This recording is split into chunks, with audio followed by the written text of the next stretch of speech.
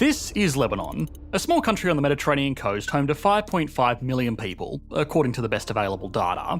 An exact figure on something as simple as how many people are living in the country is hard to come by, and estimates from different organisations vary by as much as 20%. That is because Lebanon is possibly the most desperate economy in the world today. It has defaulted on huge amounts of foreign debt. Hyperinflation has gripped the nation, making its currency worthless, its people are dealing with chronic food insecurity, and those that can leave already have. We have spoken a lot about the challenges of population decline in this channel before. For reference, in places like China, the 0.4% projected annual drop in their population they are estimated to have over the coming decades is radically reshaping their economic future. Lebanon has lost 20% of its population in the past 5 years, as people simply don't see a future for themselves in the country. If that wasn't a clear enough indication of how bad things are in Lebanon, the headline output figures should clear things up.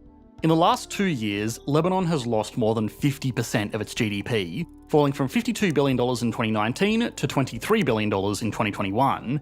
This is the most severe economic contraction in history, only technically beaten out by Macau, which is not a country but rather a special economic zone that was effectively forced to shut down due to COVID policies and other political pressures from the Chinese Communist Party. Ukraine, which was not a wealthy country to begin with, has lost less economic output in the same time period while being invaded by a nuclear superpower. The clear question for economists around the world is, why?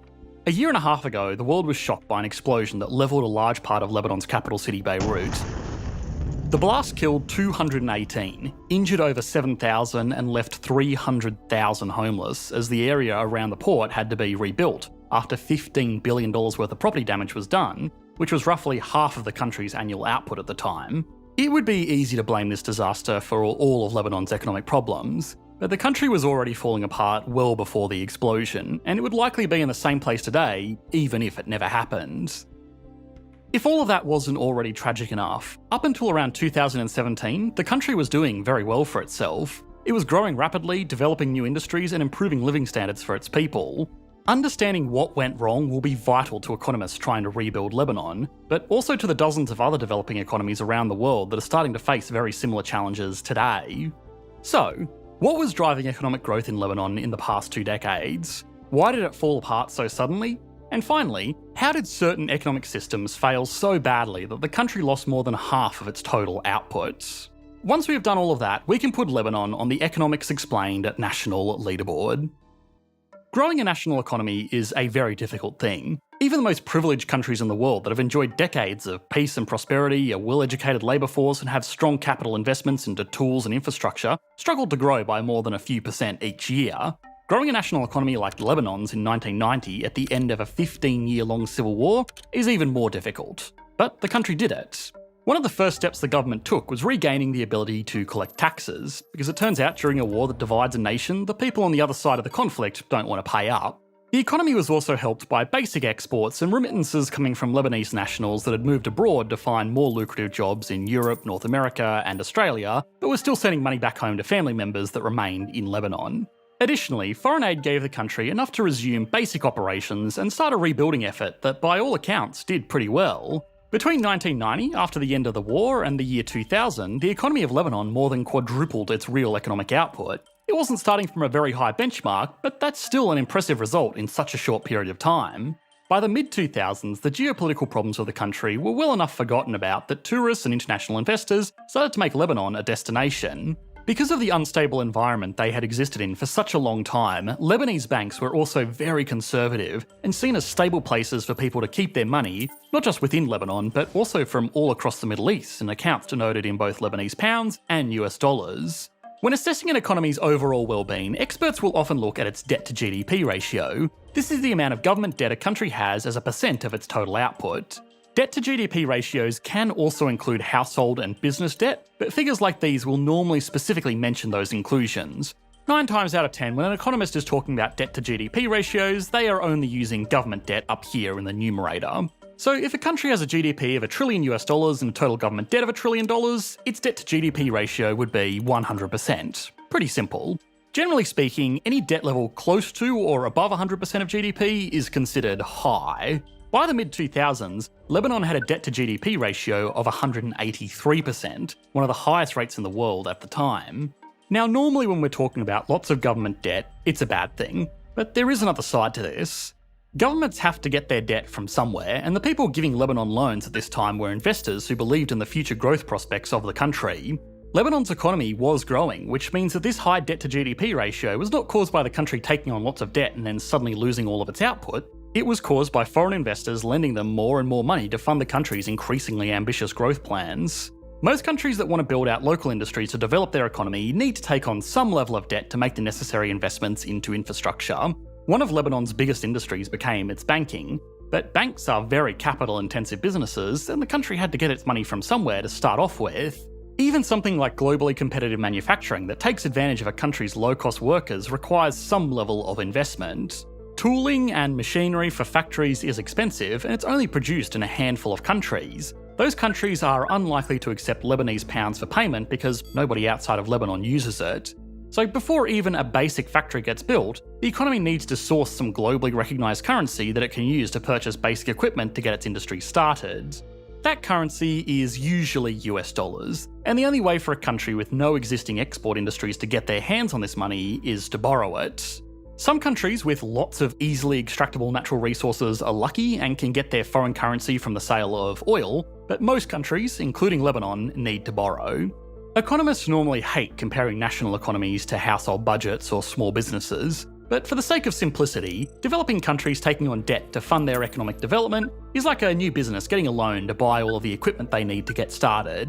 If the country makes good investments into projects that will increase its ability to produce value, then it will be able to pay back these loans and rapidly build out its economy.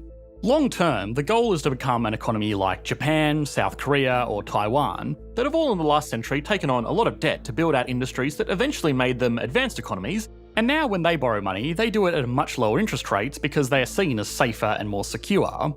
Now that's the plan, but during the time that the economy is developing its industries and balancing a large debt burden, it is incredibly vulnerable to economic shocks, both from within the country and from global events. Surprisingly for an economy that was becoming so dependent on banking, Lebanon actually rode out the GFC in 2008 surprisingly well. Again, it had the very conservative practices of its banks to thank for that. However, internal problems as early as the mid-2000s were bubbling away under the surface, and the economy had to answer for them in the crisis of 2019. By the end of the 2010s, Lebanon's economy was almost what you would consider a success story. It still wasn't rich by global standards, but it was comfortably ahead of most other countries in the region, apart from the oil-rich states and Israel. Since the end of the Lebanese civil war, the country had experienced almost totally uninterrupted economic growth, even as the rest of the world was dealing with major economic crises. During this age of relative prosperity, issues like government corruption, rigid social policies, and geopolitical tensions between its much more powerful neighbour went mostly unnoticed. People are willing to put up with a lot when their quality of life is improving as rapidly as it was in Lebanon at the time. But the country was still in a vulnerable position. It was growing rapidly, but it was taking on a lot of debt to do it. While everything was going well, that wasn't a problem, but Lebanon couldn't keep dodging economic shocks forever, and in 2018, its luck ran out. An ongoing civil war in Syria, supported through various complex geopolitical channels in Lebanon and Iran, spilled over into a full-blown humanitarian crisis when Lebanon was inundated with over 1.5 million refugees within a year. This was such an intense population shift in a relatively small country that it can actually be seen on their population graph. What's also obvious by looking at this graph is how quickly people are leaving the country, and that's because of what happened next. The fallout of the Syrian crisis also put certain organisations in Lebanon under US sanctions, and while those sanctions weren't actually that broad or restrictive by themselves, they did start the economic dominoes falling. The US sanctions kicked off fears about the viability of the Lebanese banking industry. By this point, it had been operating without fault for over 2.5 decades, and it was becoming an ever more popular destination for people across the Middle East to have accounts. Since 1990, the Lebanese pound has been pegged to the US dollar at a rate of $1 to 1,507.5 pounds. Why that specific number? I have no idea, but the fixed rate let people take advantage of Lebanon's banking stability and privacy laws to effectively keep US dollars. They would have a bank account full of Lebanese pounds, but they knew if they ever needed US dollars, the Lebanese government would honour their pegged exchange rate. The sanctions tightened this practice, and foreign account holders in particular tried to move their money out of Lebanese pounds and back into US dollars. The government didn't have enough money on hand to honour all of these exchanges, and so the currency broke its peg, collapsing in value in foreign exchange markets. Other account holders started to fear that the government would come after their savings by taking money directly from their accounts. So they also withdrew their money and either took it out of the country entirely or invested it into real assets. In a tragic irony, one of the most popular places to park money outside of the banking system was in apartment complexes on the waterfront in Beirut. These liquidity problems made it more likely that the government would default on its loans, so getting more loans became harder and more expensive. Desperate to raise revenues, the government tried to introduce taxes on fuel, tobacco, and voice-over internet calls. People were not happy about this, and it kicked off small protests that eventually turned into massive riots, condemning not just the taxes, but the issues of corruption, economic mismanagement, and the strict sectarian social policies. Again, a lot of people were happy to ignore these issues while the economy was still growing rapidly, but a lot of these problems snowballed on top of one another and started unravelling all of the progress the country had made in the previous 2 decades. The people were also not happy about the banking privacy laws that the country's biggest industry had been built around, because they only really benefited the rich, but everybody was paying the price for it in the fallout of the US sanctions. Shortly following these protests, COVID lockdowns started to take effect on industries like tourism, one of the country's last remaining sources of foreign income, which was shut down overnight. Then there was the explosion. This was the point in time that the state of the Lebanese economy became common knowledge around the world, but in reality, it was in serious trouble even before this disaster. Today, the currency is spiralling towards worthlessness. The banking industry that was once promising to make it the Singapore of the Middle East has evaporated, and unemployment is approaching 50%. Lebanon is now a failed state. It has defaulted on its debts, and even international organisations like the IMF and the World Bank, which operate to help countries out in situations like this, are struggling to offer assistance because the country's leadership is failing to meet basic demands for economic management and is still getting involved in regional disputes. Okay, now it's time to put Lebanon on the Economics Explained national leaderboard, which is a country that has a very good chance to be the lowest on the list. Starting as always with size, Lebanon has a GDP of $23.1 billion, which makes it one of the smaller economies in the world, roughly equal in output to Albania and Malta. If we were measuring its score back in 2018, it would have got a nice healthy 5 out of 10. But for now, after its recent economic collapse, it only gets a 3 out of 10. That output is spread out over a population of just 5.6 million people, a population that is shrinking fast, but for now it means that it gets a GDP per capita of $4,136. That is unlikely to improve as the population continues to decline. Some of this is just refugees returning to their home countries, but a lot of it is Lebanese citizens from the small upper class leaving the country before the situation gets any worse, taking their capital and skills with them. At less than half of the global average, Lebanon gets a 2 out of 10. Stability and confidence is obviously very bad, and it arguably has been even during its 3 decades of relative prosperity.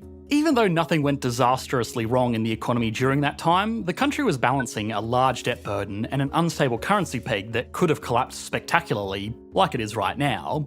Even its banking industry, that was prized for its conservative financial risk-taking, was just taking another type of risk by serving clients from across the world that wanted a way to keep American dollars off the books in a country that no one would think to come looking for it. Lebanon gets a 1 out of 10. Growth was strong up until recently, but it was fueled by very aggressive and risky economic policies, which meant that as soon as things got a bit off course, the whole system unravelled very quickly.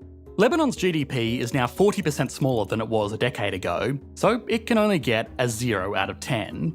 Finally, industry, which has also taken a huge hit in recent years. The country is now struggling to afford basic imports, so local industries aren't getting what they need to operate.